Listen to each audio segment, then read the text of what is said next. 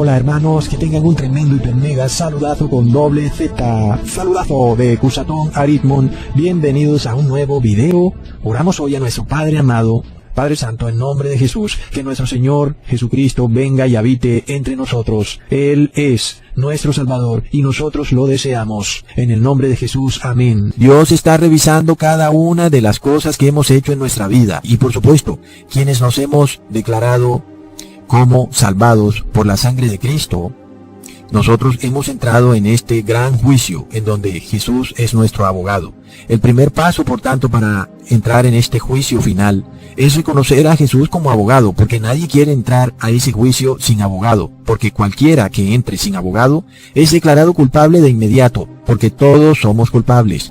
Así que solamente Jesucristo puede darnos el perdón gracias al sacrificio que Él hizo en el madero. Así que tú tienes que reconocer indudablemente a Jesucristo como Hijo de Dios, el Hijo literal de Dios, no como una manifestación esotérica de Dios. Además, aceptar que Él abandonó todo en el cielo para sacrificarse aquí en la tierra y que ese sacrificio fue real, no fue una manifestación de la gloria de Dios ni de la Trinidad, no, fue real. La sangre que salió de Cristo fue real, su sufrimiento fue real. Su sacrificio fue real. Entonces recordamos lo que dijo el apóstol Juan en 1 de Juan capítulo 1 versículo 3. Lo que hemos visto y oído, eso os anunciamos para que también vosotros tengáis comunión con nosotros. Y nuestra comunión verdaderamente es con el Padre y con su Hijo Jesucristo. Y pare de contar, como dicen por ahí. Así que ten cuidado que tú tengas otros abogados, semi-abogados o mini-abogados, como los quieras llamar. O un abogado que le ruega al otro abogado. No, solo hay un abogado. En esa corte solo está el juez, que es Dios Padre, y está Jesús. Y no entra más nadie, ni más nadie tiene voz y voto, ¿ok? Así que nosotros sabemos que si tenemos fe, Jesús nos va a perdonar de nuestros pecados. Pero hay un pequeño punto. Tenemos que hacer obras dignas de arrepentimiento. Porque de esta manera es que podemos obtener el perdón. Ahora, no por nuestras obras, de nuevo repito, sino por la sangre poderosa de Jesús. Sin embargo, si nosotros no ponemos obras, recordamos que la fe está muerta sin las obras. Por eso es tan importante que tú tomes un cuaderno y un lapicero y empieces a repasar uno por uno los 10 mandamientos para ver si tú te has arrepentido de tus pecados pasados. Porque pronto tu vida entrará a esa corte penal celestial y va a ser revisada cada obra que tú hiciste en tu vida.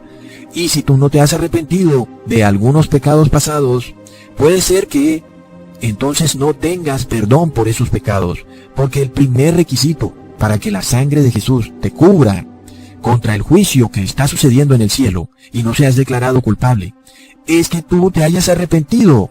Y si tú has dejado algún pecado sin arrepentir, sin pedirle perdón a Dios, entonces por ese pecado serás declarado culpable. Este es un asunto serio entonces, porque amigos, tenemos que tomar cada uno de los 10 mandamientos y estudiarlos a conciencia con respecto a lo que hemos hecho en nuestra vida. Mirar hacia atrás y empezar a notar cómo violamos cada uno de los 10 mandamientos. Porque si no nos arrepentimos de cada pecado que hayamos cometido, por ese pecado por el cual no pedimos perdón, seremos condenados. ¿Entiendes eso? Es decir, que tú solo puedes ser perdonado por aquello por lo cual pides perdón. Por eso empezamos desde el primer mandamiento en Éxodo 20.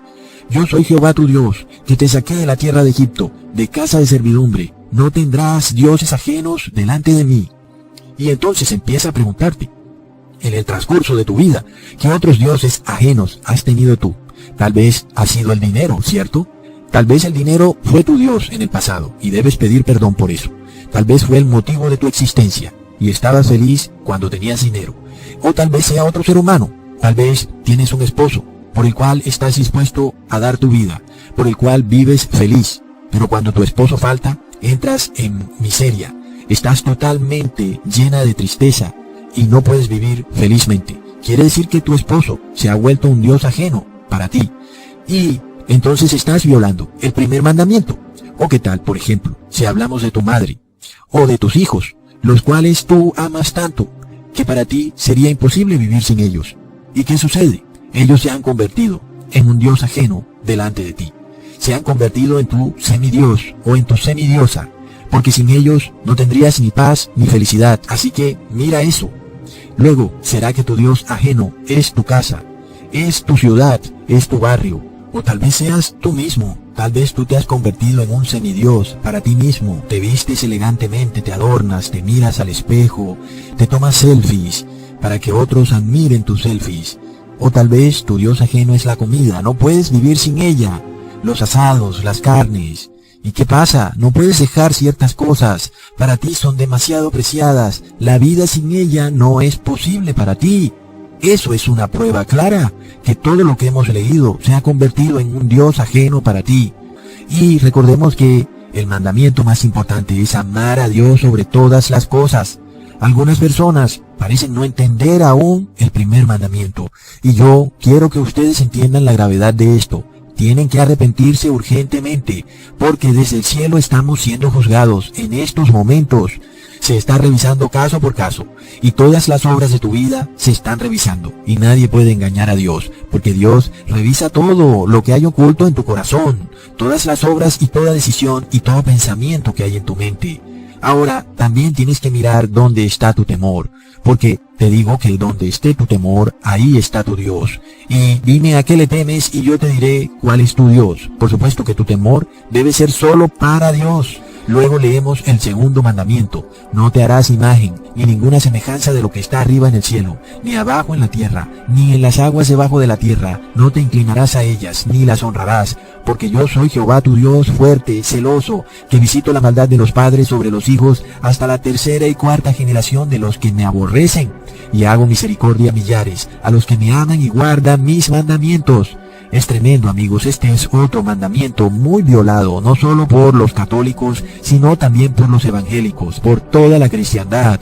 Ya buscaste por toda tu casa, y si aún tienes imágenes de idolatría, no solo las que estén colgadas en la pared, sino que a veces están guardadas en los cajones, inclusive no nos acordamos, pero ahí están. Y eso es anatema a Dios. Si están por ahí, escondidas en tus cajones, tienes que sacarlas de ahí. Toda imagen idolátrica que esté en tu casa, tienes que sacarla de tu casa. Ahora, supongamos algo. Hay cuadros en tu casa. Si tú los pusiste, pues tú quítalos.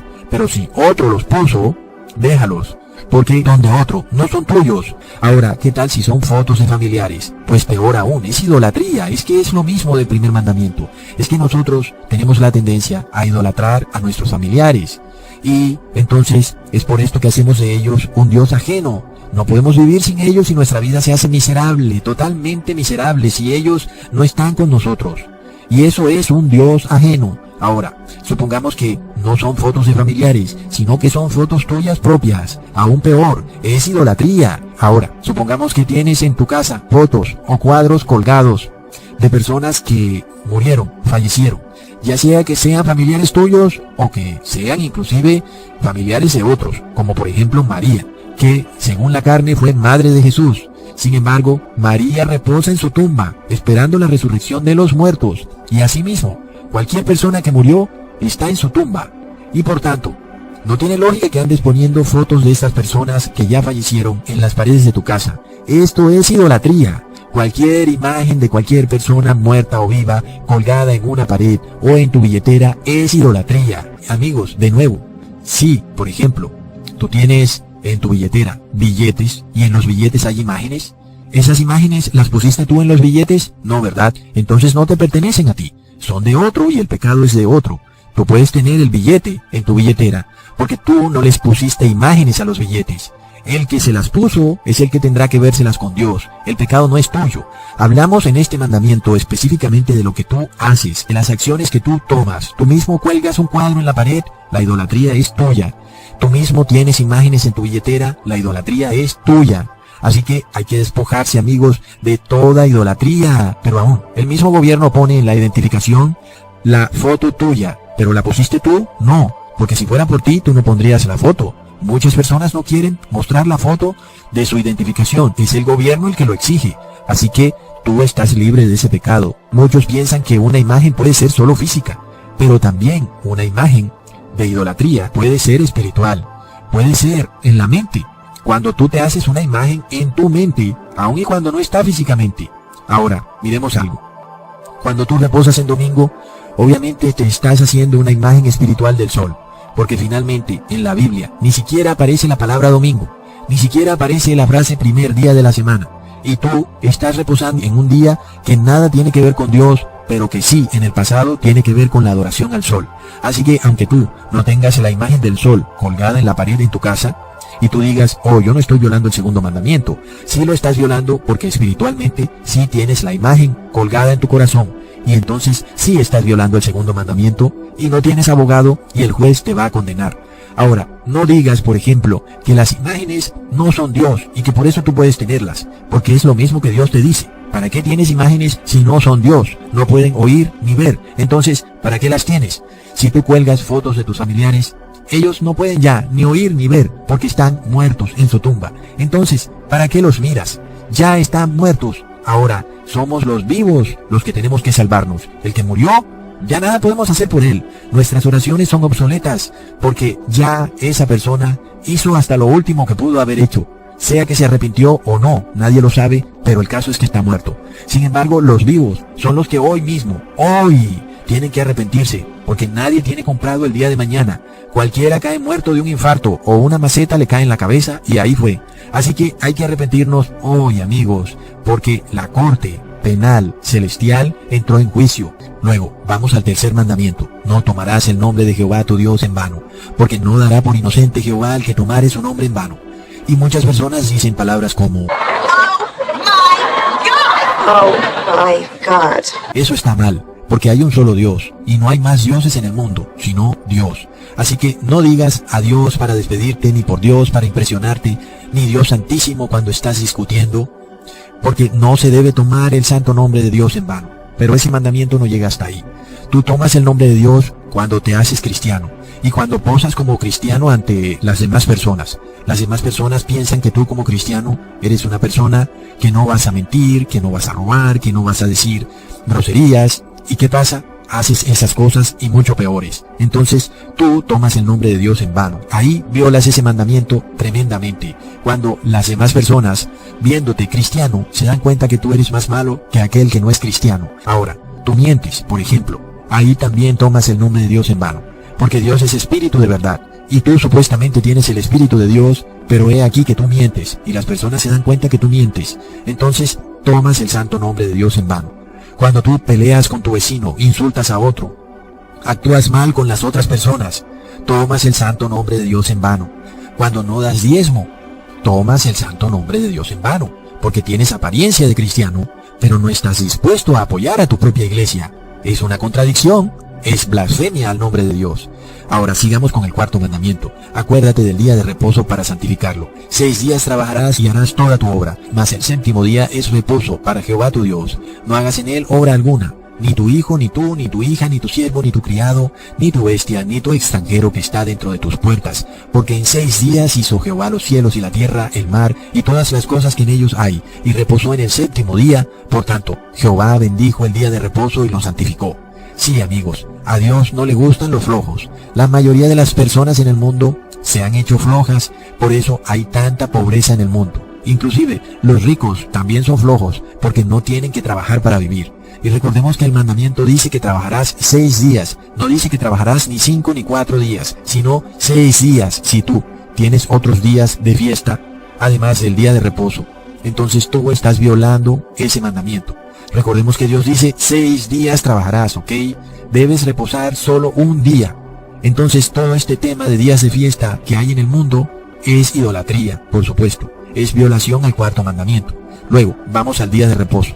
Sabemos que cae en el séptimo día, y sabemos que el séptimo día, según nuestro calendario, cae en sábado, porque siempre ha caído en sábado. Luego, el sábado, por tanto, es el día de reposo, porque si Jesús es el Señor del sábado, entonces, ¿quién es el Señor del domingo? Una cosa sí sabemos, no es Jesús, porque Jesús es el Señor del sábado. Si dedicaste el sábado para irte de fiesta, para ver televisión, para irte a paseos, para dedicarlo a tu propia voluntad, lo cual es contrario al mandamiento. En 6 días harás tu voluntad, es decir, tu trabajo, tu obra, pero en el séptimo día tienes que hacer la voluntad de Dios Padre. Y su voluntad es que estés en reposo, sin trabajar, y adorando a Dios Padre. Ese es el verdadero reposo. Y si no has hecho esto en el pasado, da frutos dignos de arrepentimiento y pídele perdón a Dios de esto en el nombre de Jesús, para que estés libre de todos esos pecados que pudiste haber cometido en el pasado. Luego vamos al quinto mandamiento: honra a tu padre y a tu madre, para que tus días se alarguen en la tierra que Jehová tu Dios te da. Ahora, muchas personas se olvidan de sus padres cuando están viejos y no les quieren colaborar, pero aún otras personas no han tenido los mejores padres y, por el contrario, han sufrido por culpa de sus padres. Así que este mandamiento nos pide que perdonemos a nuestro padre y a nuestra madre. Tenemos que perdonar, olvidar todo lo que sucedió en el pasado y mirar hacia adelante. Eso también es honrar a padre y madre. Simplemente entender que ellos cometieron errores en su vida, como cualquier ser humano puede hacerlo. Nosotros tenemos que enderezar todo eso para poder cumplir el quinto mandamiento: honrar a padre y madre, ¿ok? Luego, seguimos con el sexto mandamiento: no matarás. ¿Y qué pasa cuando tú atacas a alguien físicamente? Inclusive, no solo físicamente, sino psicológicamente. Cuando insultas a una persona o le dañas su buen nombre. Inclusive, si esa persona en realidad es mala y tú piensas que se merece que se hable mal de esa persona. Pero ¿qué pasa cuando tú, con tu lengua, destruyes aún más a esa persona, haciendo que para esa persona sea aún más difícil liberarse del pecado? Esto también está mal, cuando hablamos de otra persona, sin importarnos lo que nuestras palabras signifiquen para aquella persona cuando se entere. Muchas veces hablando a espaldas de esa persona, destruyendo su carácter, destruyendo su buen nombre. Pero aún, también es posible que hemos actuado en omisión, es decir, que a pesar de que nosotros mismos no hemos matado a nadie con nuestras propias manos, porque sabemos que está mal hecho y que es un pecado grave, aún con nuestro silencio también podemos incurrir en ese pecado. Se llama pecado por omisión. Ocurre, por ejemplo, con el aborto, cuando hoy en día tenemos tantas herramientas a nuestro alcance para mandarle un mensaje de Twitter a nuestro gobernante, o por Facebook, o en su canal de YouTube, diciéndole que esas leyes que han aprobado son leyes diabólicas. Así que ese es un pecado por omisión, del cual tenemos que arrepentirnos, y también hacer frutos dignos de arrepentimiento. Así que también se peca por omisión y por acción. ¿Ok? Entonces vamos al séptimo mandamiento. Muchas personas me han pedido que hable sobre el divorcio, pero sucede que todo depende muchas veces de cuándo conoces tú a Jesús en tu vida. De eso depende tu arrepentimiento. Obviamente una persona que no ha conocido a Jesús está en pecado y sigue cometiendo pecado y luego se arrepiente. Entonces tiene que dejar de pecar. Bajo ese punto de vista, muchas personas están cometiendo adulterio y luego conocen a Jesús y tienen que parar de cometer adulterio. Entonces hay una diferencia de cómo se mira este pecado dependiendo de cuándo conoces tú a Jesús. Porque, por ejemplo, te diré algo: una persona es muy adúltera y de repente conoce a Jesús y deja de ser adúltera. Lo otro que ocurre con este mandamiento, el séptimo mandamiento, es que hoy en día las personas piensan que solo se casan cuando van a una iglesia, y eso es un tremendo error. Las personas se casan, el hombre y la mujer se casan, cuando se convierten o se unen en una sola carne. Ahí en ese momento se casan. Quiere decir que tú no necesitas ir a una iglesia para casarte con una mujer si eres hombre, o para casarte con un hombre si eres mujer. Simplemente solo es que se cumpla que dos personas del sexo opuesto se unan en una sola carne y ya están casadas. Y bueno, amigos, este séptimo mandamiento es para hablar por horas, porque no se comete adulterio solamente físicamente, como sabemos, sino que también con nuestros ojos, mentalmente. ¿Y qué pasa cuando prendemos la televisión y aparece esta mujer hermosa en bikini o como sea que la muestren, porque esta gente se la gasta y muchas veces lo vemos sin querer? ¿Y qué pasa? Estamos cometiendo adulterio. Lo mismo, por supuesto, puede suceder también para una mujer que prende el televisor y sale un hombre en bikini o qué sé yo. Entonces se comete adulterio muchas veces a través de la televisión.